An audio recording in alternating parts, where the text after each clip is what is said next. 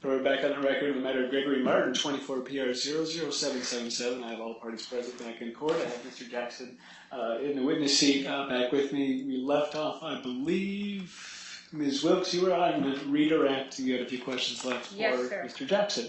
Mr. Jackson, you're still under oath, okay, sir? Yes, sir. All right, Ms. Wilkes, go ahead. Mr. Jackson.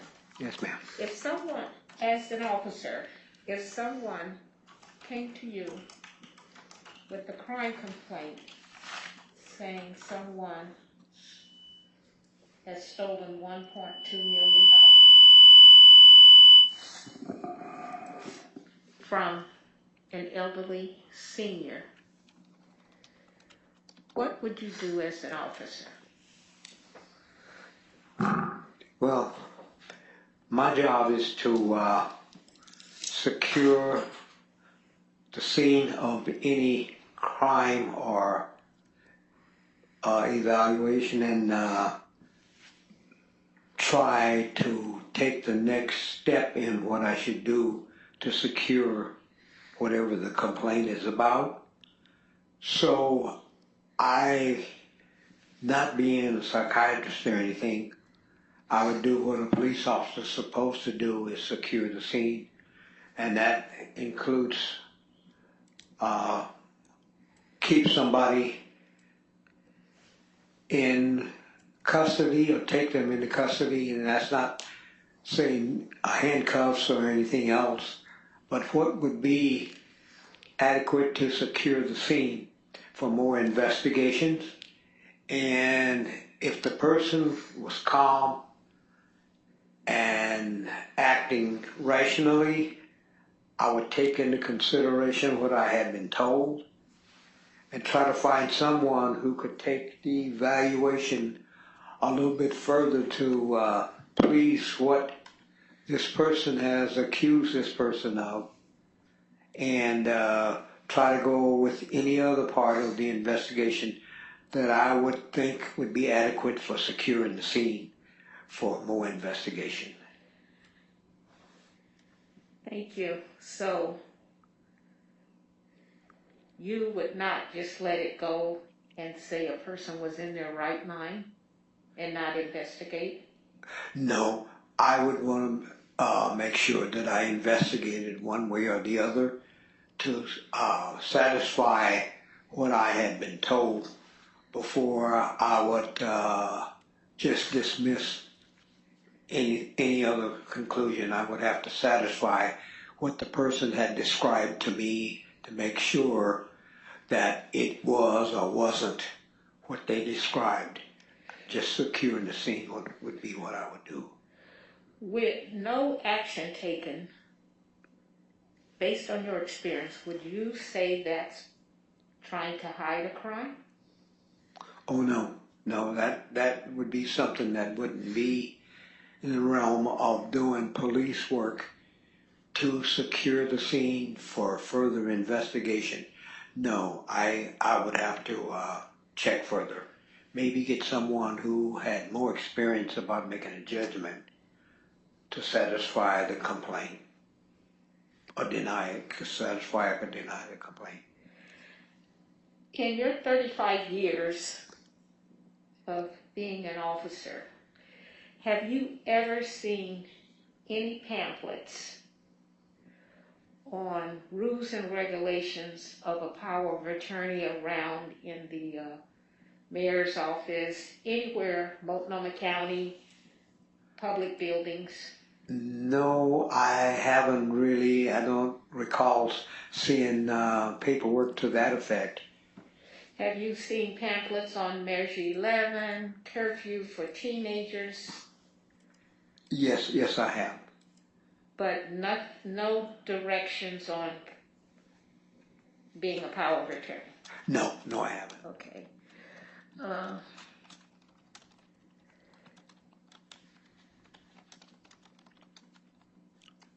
If you were appointed power of attorney, would you know all the rules in Multnomah County if someone just said, have these documents, I've selected you? No, I would not know all those rules. But what I would do is, first thing is I would make sure I had talked to someone who knows more than me so I could adequately take the next steps until I could get a place or an opportunity to make sure I covered what I would do and what I should do in that particular situation. Do you feel Adult Protection Service should provide information like that to the public prior to something happening, or have it available? I don't think they should, but I'm not really up on the authorities and rules that laws that they operate under. But as for me, as a police officer, I would try to keep it confidentially as much as I could and do my investigation for the next step or the next point.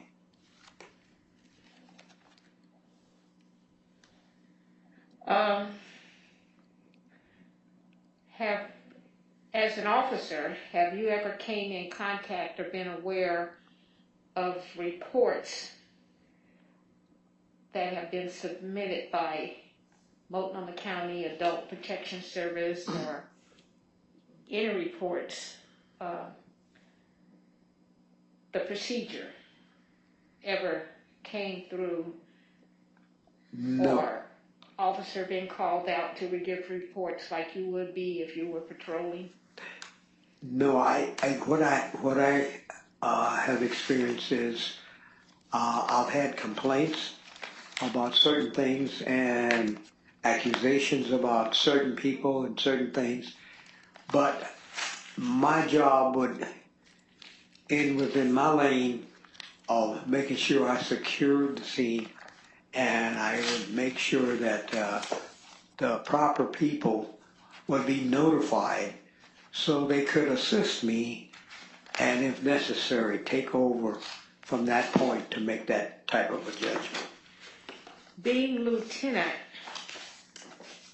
you would have a bigger range of responsibilities rather than being a sergeant. So have you ever seen those type of complaints come across your desk? No, not in that fashion. They may come across my desk basically as advisory, so I would be prepared for certain places and certain things and certain situations, maybe even to the point of about a certain person or persons and locations. But no, basically I think a police officer's position would be to respond to the complaint and know your limitations based upon your experience, and try to go to the next level with somebody that could take it over from that. Just secure the scene and whatever needed to be done. Do you know of anywhere in the city where the Department of Human Service Aging and People's Disability Chapter 411 rules are kept for citizens of Multnomah County to have access to? No, I don't know. There may be some, but I haven't experienced that to where they would have that. What I would do under those circumstances is I would contact basically the detective division for advice on who or where I should go for the next step. That is, if I had the scene secured to where I could take the time to make sure that my next step wouldn't be detrimental to anything that's coming up. Okay. You worked in the mayor's office as one of his bodyguards for a period of time. Yes, ma'am. Is there a table of information outside the mayor's office? Your Honor, I'm going to object to relevance at this point. We'll just have her finish the question. You can finish the question, then I'll make a ruling. Is outside the mayor's office, is there a table for the public with information and pamphlets on? Yes. So my objection is to relevance. Sustained. Your next question, Ms. Fox. Okay.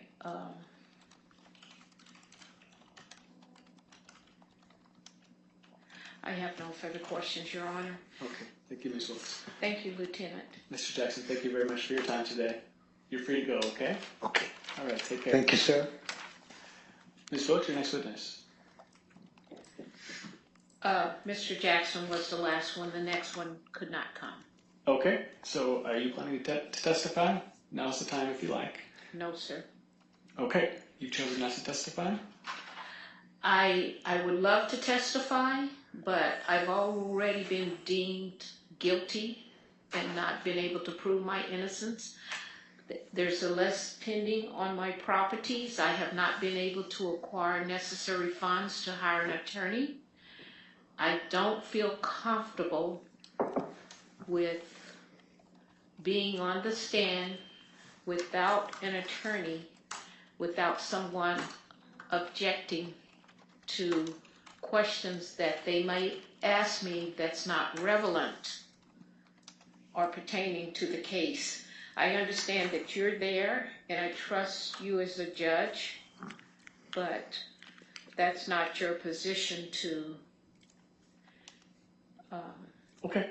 and I'm innocent of all allegations that they have accused me of. Just trying to make sure you understood that you have the right to testify in this case if you want. You also have the right not to testify, and what you're telling me is you have chosen not to testify, which is fine. And so, before we get to Mr. Waleed's case, then I want to just talk about for your motion and as it applies to scheduling. As we know, we're not going to finish today, and so I happen to have Thursday available a lot of the day. I realize that's short notice, so I'll just go around the table to see if anyone happens to be available. Ms. Wilkes? I have one question before we move on about me testifying. If I should be able to get an attorney, would I still be given the opportunity before the trial is over? Because I would love to testify, but I don't want to do it without a counselor.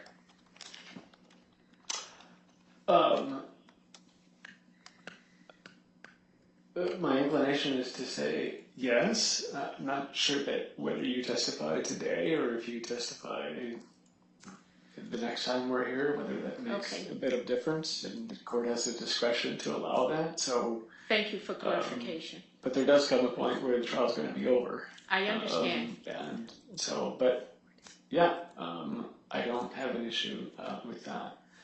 Yeah. If you choose that you want to testify next And the other reason, I was never served. I've never been given a complaint. I wouldn't know. That's also why I want an attorney there. I wouldn't know what's to be asked of me and not to be asked of me because I've never been served, never been given any rules and regulations. Okay. So you're choosing not to testify today, but we'll leave open the possibility of you choosing to testify later, so long as the trial is still going. We can take that up at a later time. Thank you, Your Honor. All right. So then I just wanted to throw out there Thursday. I have this Thursday? Yeah. I don't know. Do you go back to Montana and then come back? Or how We do you? can finish this Thursday. I'll stay 2 days. Well, here's the deal. I got 8:30 to 10, 11 to noon, and 3 to 4:30. So it's broken up. How many witnesses do you have, Mr. Waleed? 2 of them looked like they went to lunch and didn't come back, but I think 2 still out there. Okay, and then you, I presume you yes, testify. And then everyone gets to question. So I don't know that we'll finish if we did Thursday, but let me just go around. Maybe it's not even it. Ms. Salisbury, Thursday? I can become available. All right, Mr. Rudolph? Your Honor, I have multiple appointments, but I could move those in the interest of trying to get this done. Okay, I really appreciate that, Mr. Okay, all right. So it sounds like we can all do. Okay, so our next day is going to be Thursday, 8:30 to 10, 11 to noon, 3 to 4:30. I must have other things going on in between there, and so again, Reminder, if you don't show up for trial, the trial is proceeding without you, but I know that you will be here.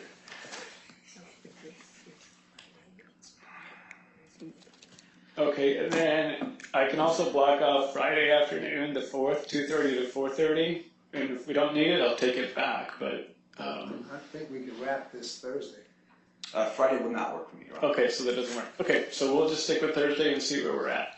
Then, with respect to Ms. Wilkes' motion, I know Mr. Rudolph, maybe you just got it today. I reviewed it. I would like, since we're going to be here on Thursday, I would like a written response filed by the other parties if you so choose. You don't have to, but I would like a written response if you object or support, and a legal basis for doing so, and we'll take up that argument first thing on Thursday. Okay? Thank you, Your Honor. All right. With that, Ms. Wilkes, you're done. Ma'am, I just wanted to make sure. Witnesses are excluded, so if you think you might testify, you just have to wait outside. If you're not a part of this case, you're just watching, then welcome. I'm counsel for witness, but Okay. I'm not a witness. All right. Got it. All right. Can we ask which witness she talking about? 'Cause I'm the one that has them. We're moving on with the trial, so people can come and go as they want. They're open courtrooms, other than people that are witnesses. So, Mr. Raleigh, would you like to testify first, or do you want to play your witnesses? I want my witnesses first. Okay, go ahead and bring one in.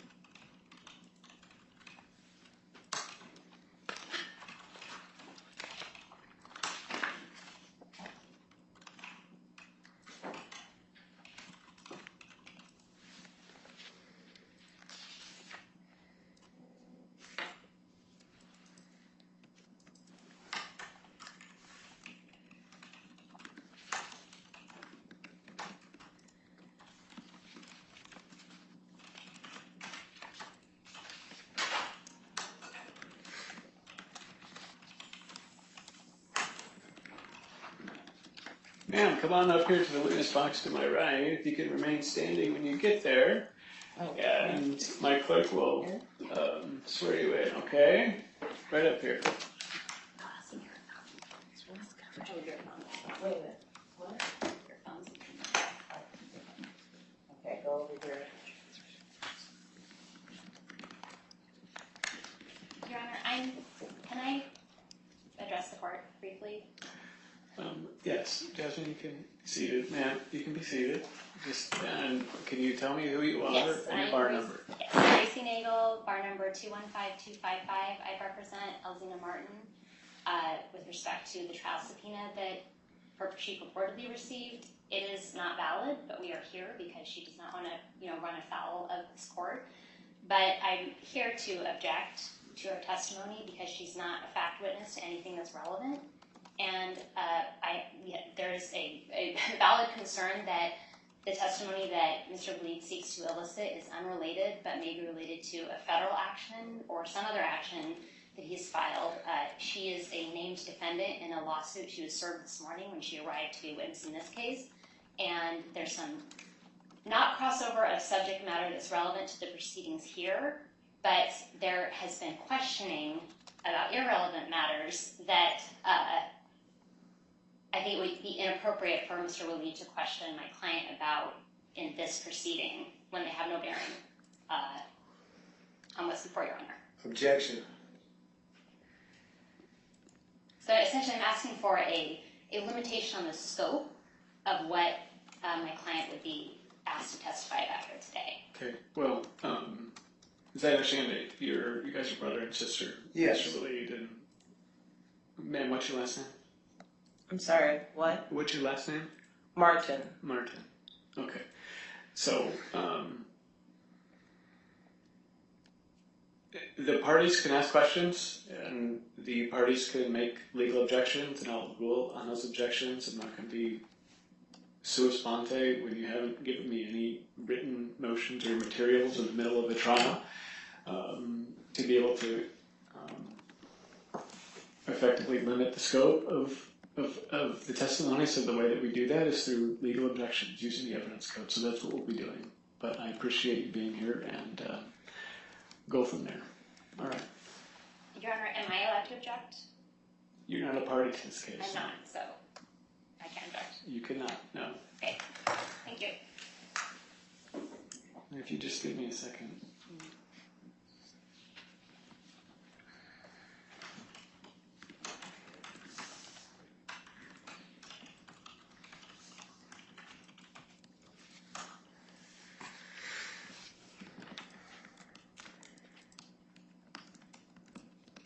All right, ma'am, if you go ahead and stand and take direction from my clerk. Thank you. Please raise your right hand. Under the penalty of perjury, do you solemnly swear or affirm that the testimony you're about to give in this case shall be the truth, the whole truth, and nothing but the truth? Yes. Thank you. Please be seated. And for the record, please say your first and last name and spell them both. Alzina Martin. That's spelled A as in apple, L as in love, Z as in zebra, E as in egg, N as in Nancy, and then A as in apple. The last name is Martin. Martin. Thank you, Ms. Martin. Mr. Willie. Good morning, Alzina. Miss Martin, are you the eldest sibling of our Martin family here in Portland? Yes. There's been rumors our father has multiple children, but have you ever seen any yourself? Yes. Are they on the list of interested persons in this proceeding? Yes. Can you name those names? Not all of them. Jesse, Nathan, and I forgot his other kid's name. Would it be Nicholas, maybe? Yes. And on April 18th, did you hear about the emergency proceeding that was filed by the petitioners, Oregon Advocates LLC, Mrs. Fuller and Mrs. Fosback? Did you hear about that? I don't believe so. April is the month that I know that our father had a stroke. That's the only thing that I remember in April. Okay, I'm talking about April of 2024 this year. I don't recall. Okay. Did you receive notice, a 2-day notice after the emergency petition was filed, that our father was being put under a guardianship by some third parties from Eugene, Oregon? I did receive notice And how did you receive that notice? by mail. Was that registered mail, return receipt? I don't believe so because I don't sign anything. Did you ever get a personal service? No. Do you know about your other brothers and sisters if they received service? No, I don't. What if you found out that they did not receive service? Can you say the question again? Yes. What if you found out that other interested parties that would be concerned about Gregory Martin Sr. being guardianed under emergency condition without giving notice to your other brothers and sisters? Do you think that's fair? No. Are you aware that Oregon Advocates LLC and Fuller and Fosback did not provide notice to your other brothers and sisters before proceeding? I believe you complained about that, but I wasn't aware until you said something about it. Okay. Did you know it's the law to receive notice if your parent is being challenged with the guardianship or conservatorship and your family doesn't know about it? Yes. Did you see any signs of the guardians or conservators not following those rules mandated by the state of Oregon? What is the question that you're Did you asking? see any rules broken when it came to service or notice of your fathers through your brothers or sisters or through Greg Jr. that they weren't living up to those rules?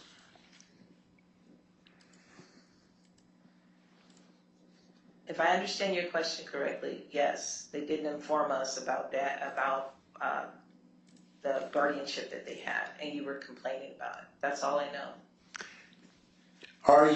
Were you at the April 23rd or 24th hearing in front of Judge Henry when Oregon Advocates LLC, Fuller and Fosback and their legal counsel, I think Mrs. Garman, the court visitor, did she call you up for any reason? No.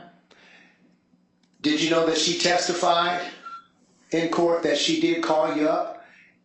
And also on April 23rd, she testified in front of the court in a audio hearing that you were on board with that. Is that correct? No. Are you also aware? Mr. Williams, I want to make sure I understand what you're saying. Is it your testimony, then, that the court visitor never contacted you about this case? I was not aware that they went to court for my dad. That's not the question. The question What's is the whether question? the court visitor ever contacted you about this case. No. I recently spoke to the advocates for, that are in charge of my dad now, but not in April. I was not aware Ever. of one. Okay, then let me rephrase the question. Has the court visitor ever contacted you about this case at any time? Yes, they have contacted me, but it was after April. Okay, so the court visitor contacted you after April. Thank you. Mr. Williams.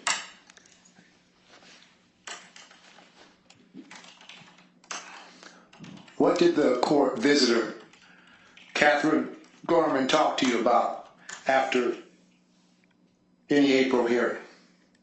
I don't recall. They were telling us that dad was, had been abused. That's what I remember. And that they were going to try to get guardianship over him.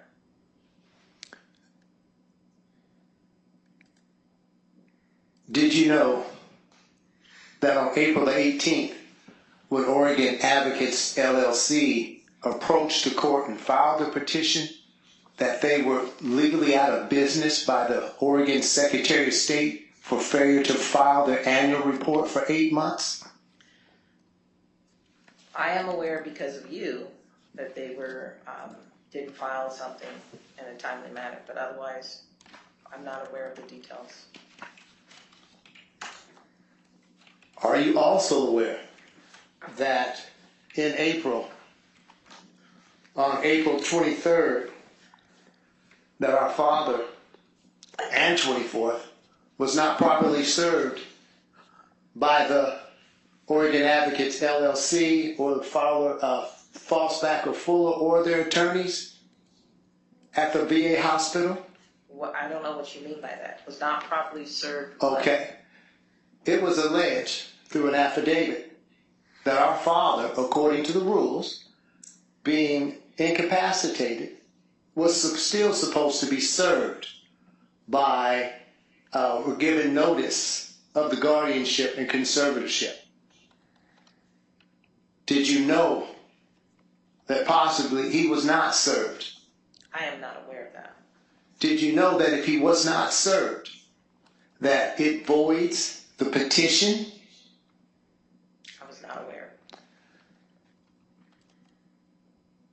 What has been your personal experience with Oregon Advocates LLC, Fuller, Fosback, or their legal counsel? You mean my interaction?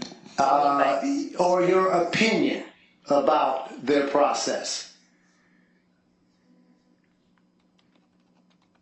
What is the question exactly? The question is, how do you feel about the professionalism of Oregon Advocates LLC and their guardian conservatorship as it relates to our father's professional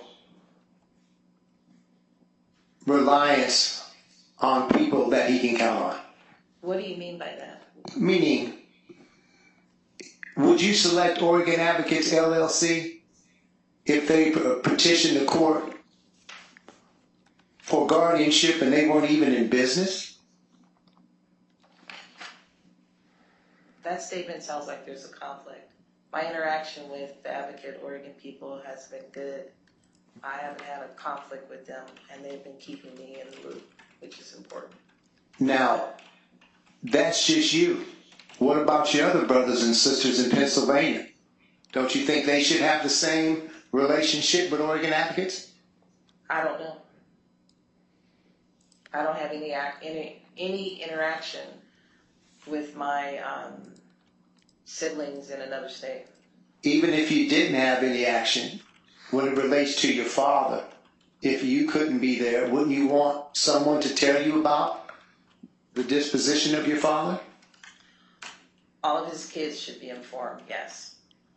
And if the law requires that and someone didn't do that, how do you feel about that? That would be a conflict. Do you think our father has suffered enough to not have those conflicts around? What is the question? The question is, do you think our father, Gregory Martin Sr., has suffered enough through this process, having his property stolen, having third-party people? Do you think it's appropriate or our father deserves this type of treatment? Objection, testify. I don't think it's testifying, but it is an objectionable question for other reasons, so it's the same. Do you think our father, in his right state of mind, would accept the non-professionalism of the guardianship and conservatorship and the legal counsel? He'd have an opinion about it if he could talk. And if he had an opinion, would it be good or bad? I don't know.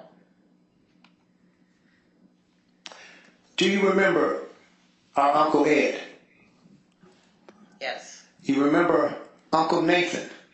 Yes. Do you remember when he was at the morgue and our father went there to visit him and he wasn't covered up? I do recall I wasn't there.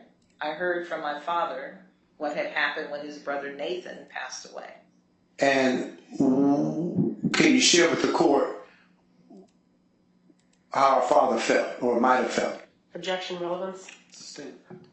Could you share with the court our father's medical opinion of his brother at the morgue and the experience that they took his brother through? Objection, relevance. Sustained. What happened at the morgue? Objection, relevance. Sustained. What does that mean when you say Oh, something? sorry. Can I say something or don't answer the No, question? you're doing Help just me out. fine. If I sustain an objection, it means you don't have to answer it, okay? Yeah, that's a valid question, thank you. Mr. Believe, your next question. Yes. How many times has our father been in medical problems in, say, the last 5 to 10 years? He's had a couple of different incidents. He had a triple bypass surgery at the VA. Before that, he hurt his shoulder or whatever and had to have surgery. And then he had a stroke in April at the Emmanuel Hospital. So those are the major things that I'm aware of. And what help or assistance did you provide our father while watching mom? For each of these incidents, is that what you're Or asking? for which ones you might be able to explain that are relevant? Okay. So I was involved. I was my father's emergency contact. So I was involved when he got hurt with his shoulder. I was involved when he had the triple bypass surgery, of course. That was very serious. But when he actually had the stroke, I was not even aware that he had a stroke. I found out he was in the hospital a week later and went to go see him. So I was not involved when he had the stroke. Do you recall our sister Dawn and her husband Christopher trying to step in and take care of our father? Yes, I do recall that. As I mentioned to you guys before, I'm taking care of my mom when my dad had his When my dad was in the hospital, I asked my sister Dawn Breather to take care of him because I can't take care of both of them. That's when my sister stepped in to take care of him. But he only lasted 2 weeks at her house, and he left and went back to his girlfriend's house. That's all that I know. Do you recall anything important that you remember or anything different that you would have done taking care of our father had you not had mother? Yes, I would have done probably everything differently than what she did. He was at her house for 2 weeks and he left, and he went back to his girlfriend's house, and he wasn't being taken care of. He was also missing in action, and we couldn't find him, so I didn't know where he was. When my mom got sick, we had a conference meeting. Everyone knew, and we're on the same page about her health and her care and what we need. We also did a rotation where everyone's taking care of my mom. So we had everybody involved in that process. Dawn did not involve us in anything. We did not know what was going on with our father when it came to his health. That is the difference. Are you aware that the fiduciaries are trying to take our father's property in order to sell it and allegedly provide for him and pay their own expenses? No, I'm not. My understanding is that they're trying to get the property back from the people who have taken his property. Who has taken his property? Luca Gordon. Is that the gentleman outside? Yes. Um, I don't know about his other properties. I heard they were gone, but I don't know if they're selling it to the same person or what. I don't have those details, and I haven't been involved in any financial transactions. Are you aware of some of the allegations that Luca's facing? Yes. Breach of contract for not paying for the property on 28th. Do you think that some of these transactions, our father was more in a dementia state of mental health that allowed these poor contracts or et cetera that never fell through to be right and exact? I don't think it's right what went down. He wouldn't, if he was in his right mind, in my personal opinion, I don't think he would have went through to sell those contracts. Who would sell their property over 18 years and they're not going to even live? He's already 82 to somebody for $2,200 at 2% interest. Who would do that? He wouldn't do that. So, in my personal opinion, I think that he wasn't in his right mind when he was dealing with these transactions. Do you think, you know our father, has he said over years and years and talked about other people in the community who have had maybe $800,000 of property and sold it for $75,000? He talked about that all the time, how people were getting ripped off and what they were selling their property for. He got always several different offers on all of his property. He turned them all down until he started selling his property to Luca. We know a lot of our father's friends. Do you know Fred Green? Yes, I do. Can you describe Fred Green? What do you mean describe him? His height, his position with Dad, the friendship maybe? I don't know their friendship. I know that he knows Fred for a long time. Fred, I believe, is a painter or a person who works on cars. And he's been friends with Dad since we've been kids. That's all I know. You know, how tight they are or if he trusts, well, Dad never trusts anyone. But if he trusted him, I have no idea. I've known him for a long time, and he's been around us a lot. He's been to our house a lot, and we've seen him, you know, interact with Dad. So you did mention that our father, for 35 years, never entertained selling his property. No.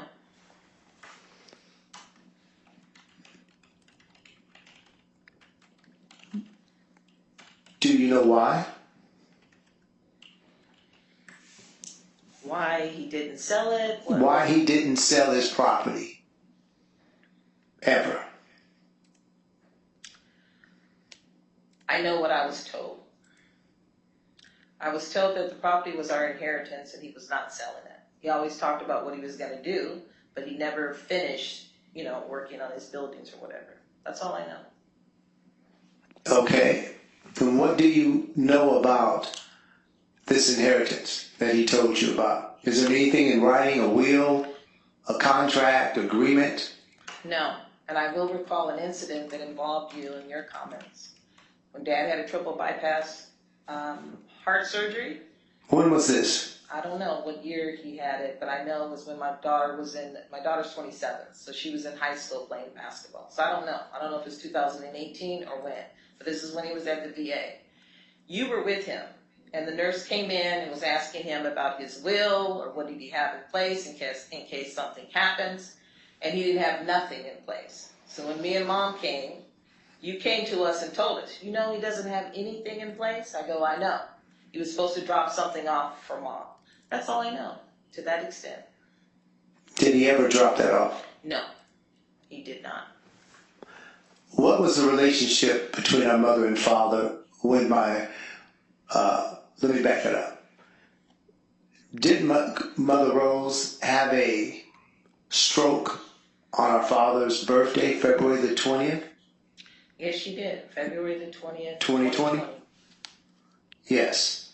What happened after that? Did our father come to you to try to get you to sell or get Mom to sell the property to him and Luca? Yes, he did. That's where it started. Do you think at that time that our father was in his early stages of dementia? I do not know. Do you think at that time, do you ever wonder why he would come to Mother after her stroke without her giving her time to heal and just start talking about selling that property? I thought it was odd, but I had no idea why he was doing that. That was the question, right, of the day. Why is he coming to Mom?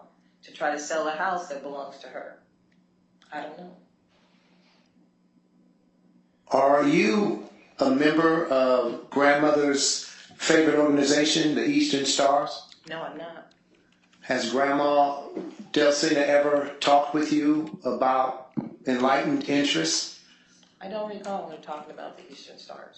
No. You do remember Grandma Delsina? Oh, Grandma Delsina, not talking about the Eastern Stars, no. Okay. Do you remember Grandma, Uncle Nathan, Uncle Ed, Uncle Milton? Yeah, these are all of our father's brothers that you were mentioning. Then you would remember June 20th, 1993, Father's Day at Uncle Nathan's house in Gladstone, Oregon. Were you there? Yes, the only reason I remember that is because you have a video of it. So yes, it was Father's Day in 1993. We took a video at Nathan's house. Was our sister Dawn there? No. Do you know that she testified before this court a month ago or a few weeks ago that she was there on June 20th, 1993, that she was in the video even? That would be a lie.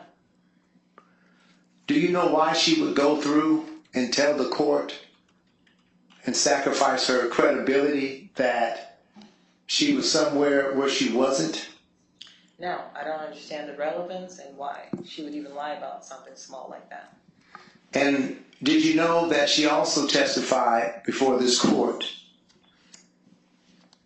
that she didn't even know where Grandma Delsina, Dad, Uncle Nathan, Uncle Milton, Aunt Joy, everybody was there that day. Did you know that she testified that she didn't even know where they were from? No, I did not know that. Do you remember where Grandma and our father and his family come from before they came to Oregon? Objection, relevance? What's the relevance, Mr. Rowland? Relevance is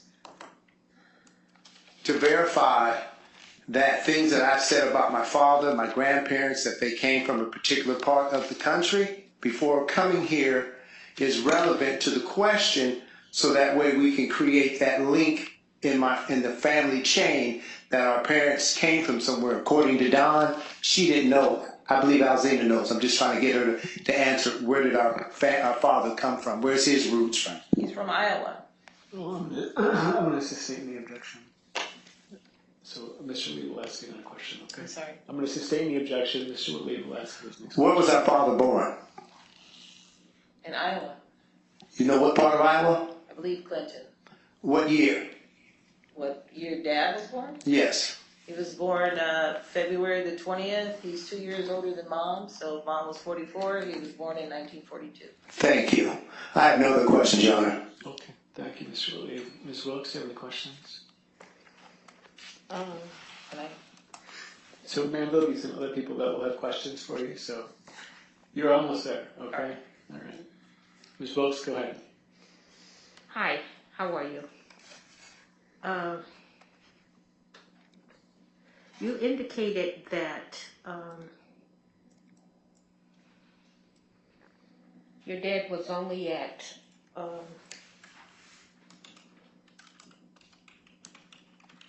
Don's home for 2 weeks post his open heart surgery. Yes. Do you know why he left? I know what I was told. I was informed that my father got into it with her husband and Did said you- he wasn't shit to Luca. And Chris got mad and went off on my dad, and then my dad went back to his girlfriend's house. That's all I know. I wasn't there. Matter of fact, I wasn't even allowed to see my dad when he was at Don's house. Did you know at the time that they had access to his bank account? Who had access? Don. Yeah, Don was taking care of Dad. Were you aware that a substantial amount of money was spent? No. Are you aware of how long I've known your dad? You mentioned that you've known him for a long time. I told you I never saw you before and did not know who you are. And I knew that most of Dad's friends. But you mentioned that you know him being on the construction site. Is what you told me. Yes, that's correct. And he shared a lot of things with me on a daily basis. Had breakfast with him every morning. So, to Ms. overlook. Wilkes, you're testifying, okay? So if you have a question. Okay. Were you aware that Megan Hoffman did not investigate Lucas for the 28th property? I heard her testimony and I was very surprised. I was not aware that she did not investigate him. I assumed that they would investigate, everyone, right? But I was not aware that she did not investigate him until I heard her. I think the first trial day where she was on the stand and said that she pretty much cleared Luca.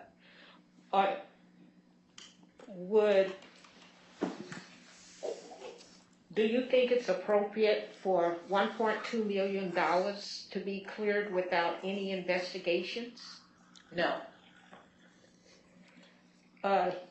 Did you know that she was asked on more than one occasion to open an investigation? Yes.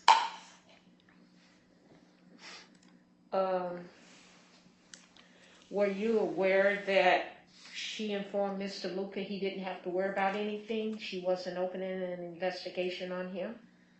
She said something to the fact when she was here that she did talk to him and she didn't find any issues with his statement. That's all I know from her testimony in this court. If someone does not do an investigation, how can they find issues? It's a good question. I don't have an answer. Did you know that the title company never opened an escrow account? I didn't. I was not aware of that. When it comes to his finances and even his health, I was not informed. I was the last one out of the loop. I'm assuming that my sister is taking care of him, right? I'm speaking of when someone transfers real estate. Yeah, it goes The into title escrow. company, by law, are supposed to open an escrow account. Yeah. So were you aware of any escrow account being opened between Mr. Martin and Mr. Lucas? No, I was not aware of any transactions between them until after the fact, like until it becomes public record and I can see that on a tax statement when I look it up to see what it's sold for. That's it. Otherwise, I was not aware of any transactions going down, any deals being made until after the fact of it being recorded by the state. Were you aware that he came to both Earl and myself asking us to investigate the situation on his sick bed, your dad, with typo title No, I was not aware of that. Are you aware that he wasn't and have not received any monthly payments on $1.2 million? I did hear that something about some transactions have came about or something. I heard that today, but I'm not, when it comes to his financing, I don't know anything. I wasn't in charge of it. I didn't have nothing to do with it. So anything that I'm saying to you is hearsay, what I've heard. I'm not aware of anything from a financial perspective or even his health to know exactly what's going on, not unless the advocate people keep me in the loop at this point. But Okay. Dawn, nothing.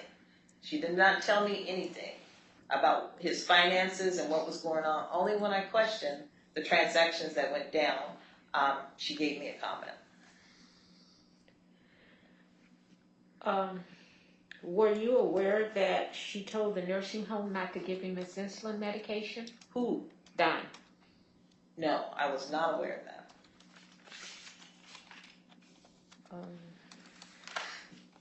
Not to give him his medication, his insulin? Upon discharge, his insulin take-home medication. She refused for him to have medication when he Yes. left the facility on Burnside? Is that what you're Yes. referring to? Mm-hmm. Okay, so what was that, in May? June? July So of that's when you 2023. became power of attorney. 2023 Okay. of July. So no, I was not aware of that. What I was aware of is that my father ended up going to the hospital at Emmanuel when he was released earlier, when you guys came and got him, and he got medication at the Emmanuel Hospital. And that's because they called me and told me because I was the emergency contact. And then I did inform Don that I was contacted by them, by Emmanuel, and that he did get his medication. He went to the VA first. He went to the VA and they turned him down or didn't give it to him. And then Earl took him to the Emmanuel Hospital and somebody called me and told me. They were overcrowded that day. Okay. And I believe it was a Friday and they couldn't get him in, so they Objection, she's testifying. I'm sorry. So, yeah, just remember, Ms. Wilkes, you can't testify. So just I'm sorry, questions, Your okay? Honor. All right, go ahead. Were you aware that the VA was overcrowded that day? No, I was not. Okay.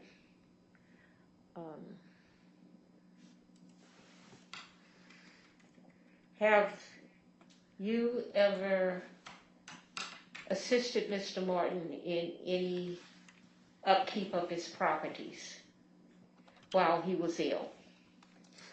Upkeep of his properties, you mean like clean up his place? Cutting the yard, checking on the properties, making sure garbage was cleaned up, Okay. etc. So I was a person who checked up on all of his properties. His mail would come to our house.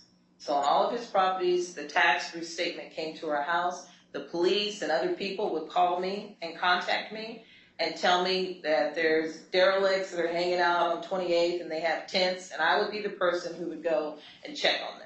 So yes, cutting the yard, any of that, no. Matter of fact, that is how I found out that his property had been sold by going by his place on 28th and circling back to 23rd and found somebody going into the house. And I discovered at that point that he had sold some of his property. Were you aware that his property was sold beyond market value on 23rd?